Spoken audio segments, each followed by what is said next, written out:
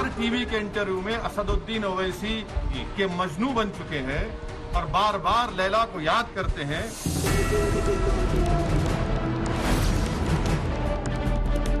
माशाअल्लाह से जब लैला जाती है तो पूरे मजनू आप तरह के पीछे आते हैं ना हमारे, इसीलिए तो प्रेजेंस है बोल के आते हैं ना आप।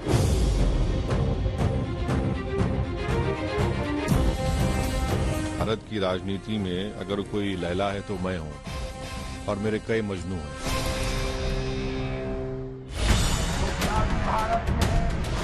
ओवैसी जिनके 38 में से 37 उम्मीदवार अपनी जमानत भी पिछले चुनाव में उत्तर प्रदेश में नहीं बचा पाए। क्या 22 की लखनऊ की लड़ाई में वही ओवैसी वाकई चुनावी मोहब्बत में लैला बन गए?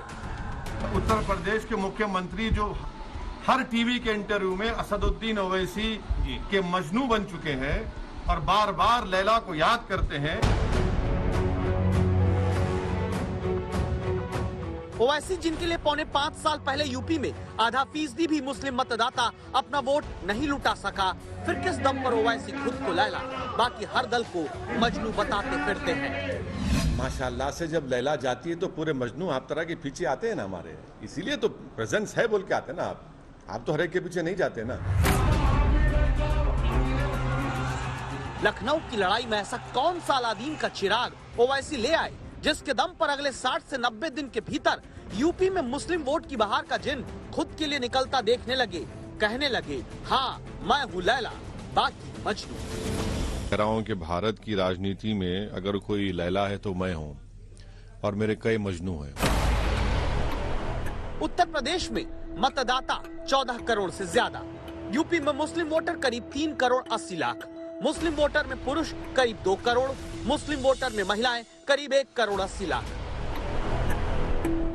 क्या यही वोटों का वो अफसाना है जिसके दम पर ओवैसी कहते हैं कि वो लैला हैं और मजनू उनका जमाना है? हमारा हाल तो ऐसा है कि योगी बोलते ये समाजवादी का एजेंट, अखिलेश बोलते ये बीजेपी का एजेंट, कांग्रेस बोलते ये बी टीम। तो एक बात तो मालूम हो गई कि पूरे उत्तर प्रदेश और पूरे भारत में अगर किसी को किसी से मोहब्बत है, यानी मैं लैला हूं, ये तमाम लखनऊ की लड़ाई में लैला मजनू वाली इस कहानी में ओवैसी के मुताबिक अगर वो लैला है तो क्या मजनू वो बीजेपी, समाजवादी पार्टी, बीएसपी और कांग्रेस को कहते हैं? बीजेपी के साथ सीधा सियासी गठबंधन अपनी मोहब्बत में तो कभी उनसे संभव नहीं। आखिर राजनीति ही दोनों की एक दूसरे के खिलाफ की जमीन पर चलती है। बीएसपी के साथ अभी बाहर कोई चर्चा आई नहीं, कांग्रेस के साथ अभी गलबहिया की खबरें हैं नहीं। हाँ, समाजवादी पार्टी के साथ अभी तो सीधे इनकार की बात चलती है, लेकिन क्या आगे कोई इकरार हो सकता है? आपको अगर भागीदारी देने की बात होगी तो समाजवादी लोग आपके साथ खड़े दिखाई देंगे। यही लड़ाई तो हम लड़ना चाहते हैं, इसीलिए जोड़ रहे हैं, लगातार जोड़ रहे हैं, सबको जोड़ा है। ओम प्रकाश राजभर जी को भी साथ ले आए, महान दल को भी साथ ले आए, कृष्णा पटेल जी का भी दल साथ ले आए और आप लोग भी साथ हैं। जब इतने लोग साथ हैं और सब दल के झंडे हमारे साथ हैं तो इतनी रंग बिरंगी पार्टी किसी के पास नहीं होगी। इतने रंगों को जोड़ करके आगे चलने का काम किसी ने नहीं किया होगा। समाजवादी लोग सब रंगों को जोड़ करके एक शानदार और खूबसूरत गुलदस्ता बनाना चाहते हैं। ये बात सच है कि समाजवादी पार्टी का रंग बिरंगा गठबंधन बढ़ता जा रहा है। चर्चा चहुओर है कि 7 दिसंबर को पश्चिमी यूपी में आरएलडी के हैंडपंप और साइकिल का मिलन हो जाएगा।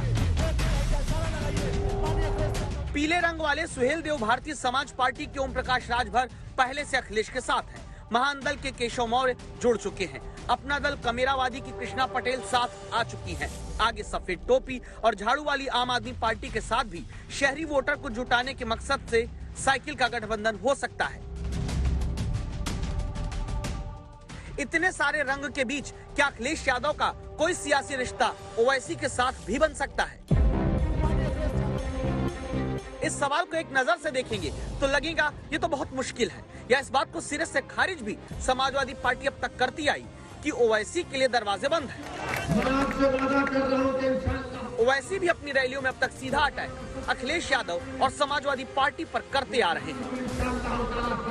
उत्तर प्रदेश के मुसलमानों तुम 19% हो और उसके बावजूद भी ना तुम्हारी वोट की अहमियत ना तुम्हारी जान की कीमत से गुजारिश है कि मर्ज का इलाज हमारे पास है, ये मर्ज का इलाज हमारे पास है और उस मर्ज का इलाज न समाजवादी पार्टी के पास है न कांग्रेस के पास।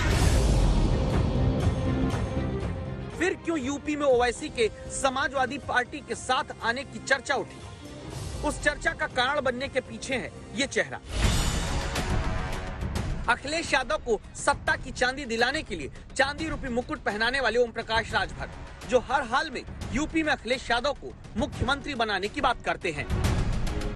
अब तो जनता मन बना ली है, कह रही है कि जब तक भाजपा की विदाई नहीं तब तक कोई ढिलाई नहीं, ये मन बना ली जनता। ओम प्रकाश राजभर वो व्यक्ति हैं जो पहले ओवैसी के साथ ही गठबंधन करना चाहते थे।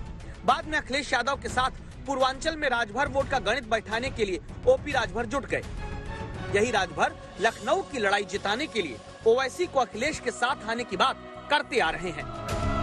गठबंधन भागीदारी संकल्प मोर्चा से है और मैं अपने साथियों से बार बार कहता हूं कि देखो 100 सीट लड़ने से बढ़िया है कि हम 10 लड़ें, 10 जीते।